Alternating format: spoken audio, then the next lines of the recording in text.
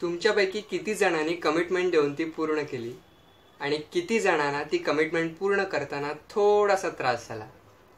नमस्कार, माझं नाव आहे केतन सावंत आणि आज मी तुमच्याशी सेल्फ डाऊट ह्या विषयावरती बोलणार आहे. व्हिडिओला सुरुवात करायच्या आधी तुम्हाला सगळ्यांचे मनापासून आभार की तुम्ही तुमचा महत्त्वाचा वेळ देऊन हा व्हिडिओ बघत आहात. आजच्या व्हिडिओमध्ये तुम्हाला काय मिळणार आहे?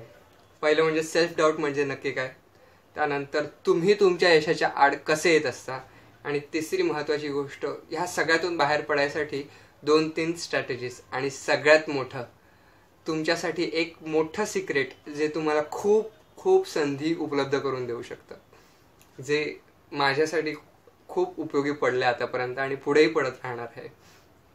सो तुमच्यापैकी बरेच जण मला आता ओळखायला लागलेत, पण जे हा व्हिडिओ पहिल्यांदा बघते त्या सगळ्यांसाठी मी सांगतो की मी गेले काही वर्ष 3-4 वर्ष खूप प्रॉब्लेम्समध्ये होतो आणि त्या प्रॉब्लेम्समधनं मला बाहेर पडताना मी छत्रपती शिवाजी महाराजांच्या आयुष्याचा अभ्यास केला. प्रॉब्लेम्स म्हणजे माझे आर्थिक प्रॉब्लेम्स होते, फॅमिली लाईफ, इतर अनेक प्रॉब्लेम होते. त्या सगळ्यातून बाहेर पडायला मला छत्रपती शिवाजी महाराजांच्या आयुष्याचा अभ्यास कामी आला आणि त्यांच्या स्ट्रॅटेजीज ते सगळं वापरून मी त्यातनं बाहेर पडलो. मग जे सगळं मी शिकलो ते सगळं मी तुमच्याशी शेअर करा असं वाटलं मला, की त्यामुळे तुमचाही फायदा व्हावा म्हणून मी हा व्हिडिओ करतोय. सो स्टार्ट करूया. सेल्फ डाऊट म्हणजे काय?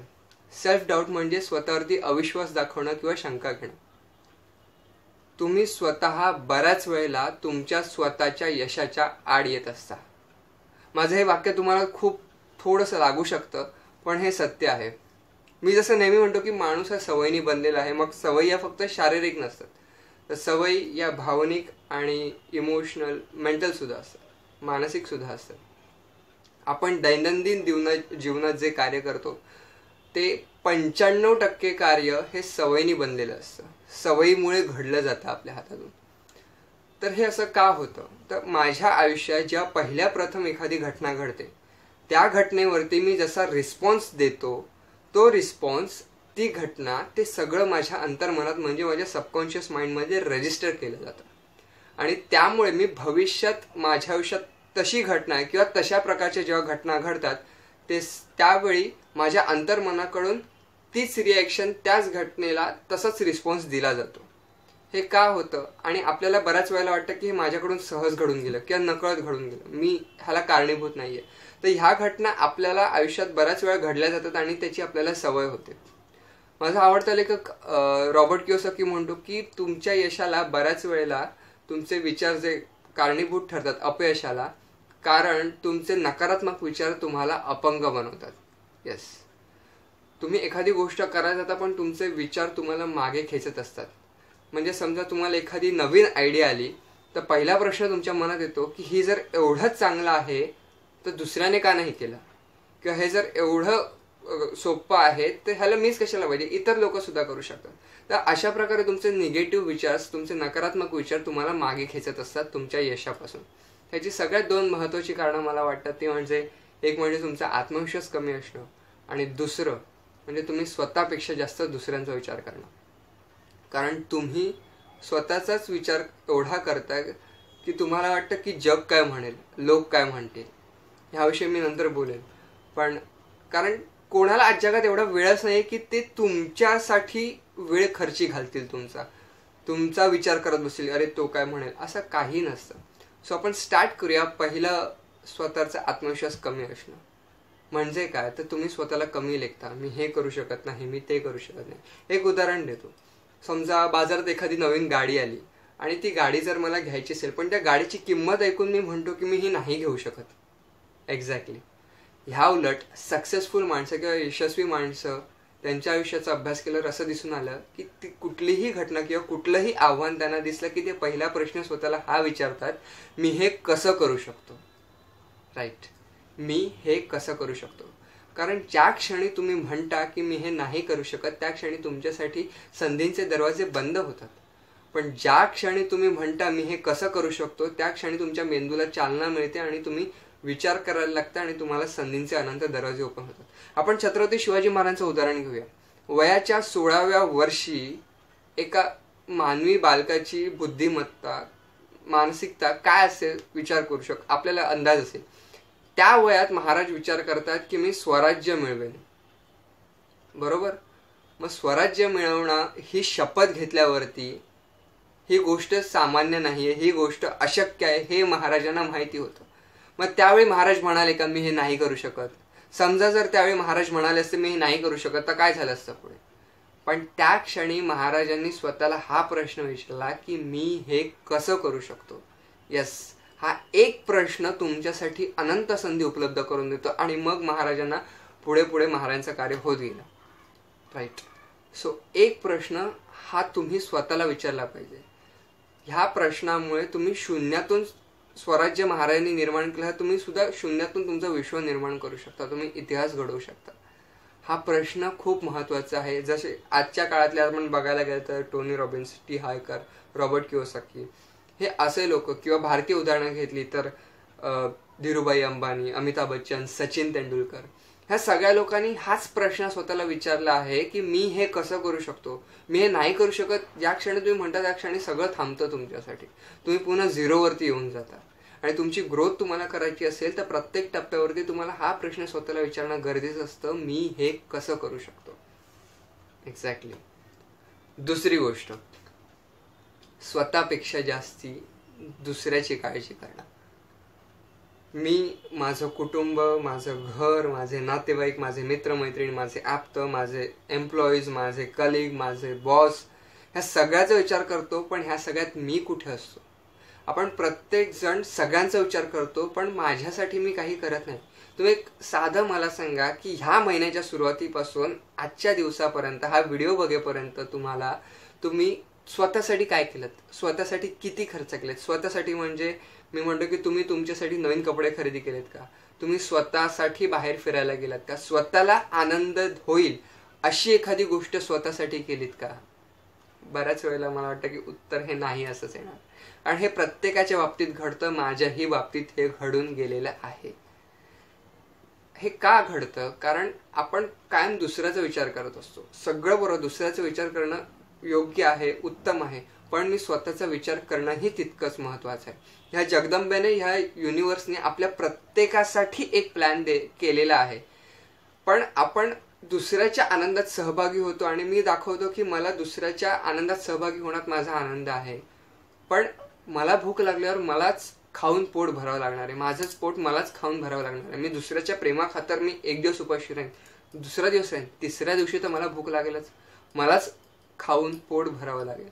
एक्झॅक्टली तेच मला सांगायचं. तुम्ही स्वतःचाही विचार करा. हवं तर वाटलं तुम्ही फिरायला जा, पिक्चर बघा, काही करा, पण तुमच्या आनंदामुळे इतरांना त्रास होणार नाही ह्याची सुद्धा काळजी घ्याच. पण स्वतः सुद्धा आनंद मिळवायला शिका. कारण जोपर्यंत तुम्ही स्वतः एखादी गोष्ट करता त्या क्षणी तो मेसेज त्या जगदंबेला, त्या युनिव्हर्सला जातो. म्हणजे समजा जर मी सांगितलं की बाबा मी दुसऱ्याच्या आनंदात सहभागी आहे, तर आनंद कायम दुसऱ्याला मिळणार आहे. मला माझ्या आयुष्यात आनंद येणारच नाही, कारण मी तसा मेसेज पाठवतोय की मला आनंद नको आहे, मी दुसऱ्याच्या आनंदात सहभागी आहे. सो जर तुमच्या आयुष्यात आनंद हवा असेल तर तुम्हाला हा मेसेज द्यावा लागणार की मला सुद्धा आनंदी व्हायचंय. आणि ते तुम्ही कसं दाखवू शकता? तर स्वतःच्या जीवनात आनंद निर्माण करा, स्वतःसाठी खर्च करा. म्हणजे उदाहरण घ्या की महिन्यातनं एक ठराविक छोटीशी रक्कम स्वतःवरती खर्च करा. मी आता पुस्तकं नवीन विकत घेतली, किंवा मी पिक्चरला गेलो, मी फिरायला गेलो, काही तुम्हाला जे आवडेल ते करा. पण स्वतःसाठी दर महिन्याला एक थोडी तरी रक्कम खर्च करत जा. ते खूप महत्वाचं आहे. माझा दुसरा एक आवडता स्पीकर आहे, जिम क्विक, म्हणतो की तुमचे विचार हे कम्प्युटरच्या प्रोग्राम सारखे असतात आणि तुमचा मेंदू हा कम्प्युटर असतो. सो जर मी माझ्या विचारांना ठरवलंय की मी हे नाही करू शकत, आणि जर तो प्रोग्राम जर मी माझ्या कम्प्युटरमध्ये फीड केलेला असेल, तर मी कितीही प्रयत्न केले तर मी ती गोष्ट नाहीच करू शकत, कारण मी माझा प्रोग्रामच तसा केलेला आहे. पण याउलट जर मी माझा प्रोग्राम असा डिझाईन केला असेल की मी हे कसं करू किंवा मी हे कसं करू शकतो, त्या क्षणी माझ्यासाठी अनंत प्रश्न, अनंत संधी घेऊन येतात की मला चालना मिळते माझ्या मेंदूला. सो मी हे कसं करू शकतो किंवा मी हे करू शकतो असं म्हटल्या क्षणी तो प्रोग्राम माझ्या कम्प्युटरमध्ये फीड असल्यामुळे मी हे ती गोष्ट सहज करू शकतो. जर मी ठरवलंच मी हे करणार तर ती गोष्ट होऊन जाते. सो पहिली गोष्ट, आता तुम्हाला कळलं असेल मी जे पहिल्यांदा म्हणालो की तुमचे विचार तुमच्या यशाच्या आड काय येत असतात हे त्याचं कारण आहे. सो या सगळ्यातून आपल्याला बाहेर पडण्यासाठी 3 गोष्टी बघायच्यात.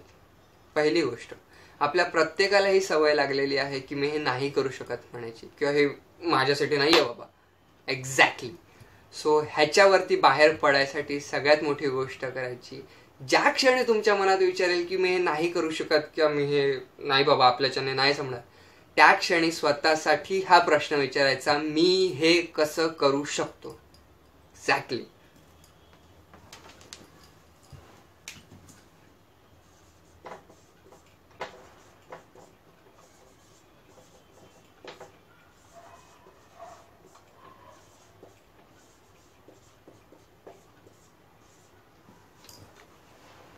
मी हे कसं करू शकतो, हा प्रश्न स्वतःला विचारायची सवय लावा.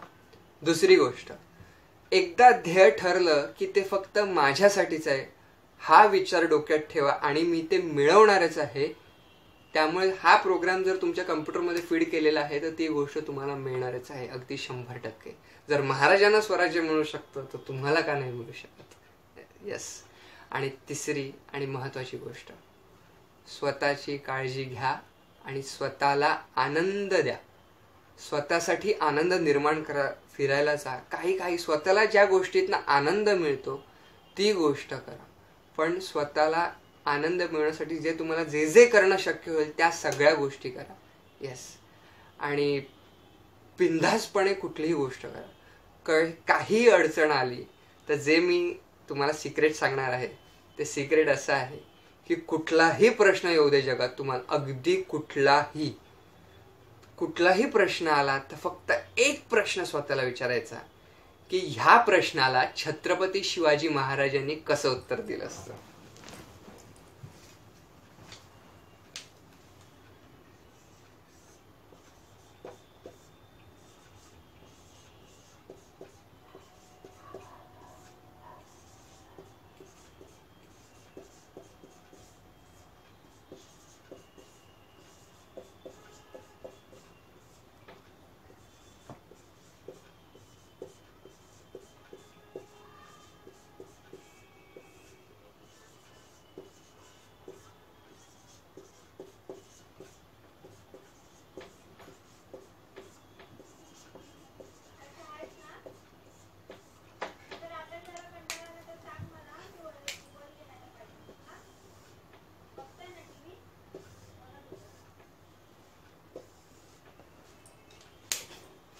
ह्या प्रश्नाला छत्रपती शिवाजी महाराजांनी कसं उत्तर दिलं असतं, हेच सगळ्यात मोठं सिक्रेट मला तुम्हाला सांगायचं होतं.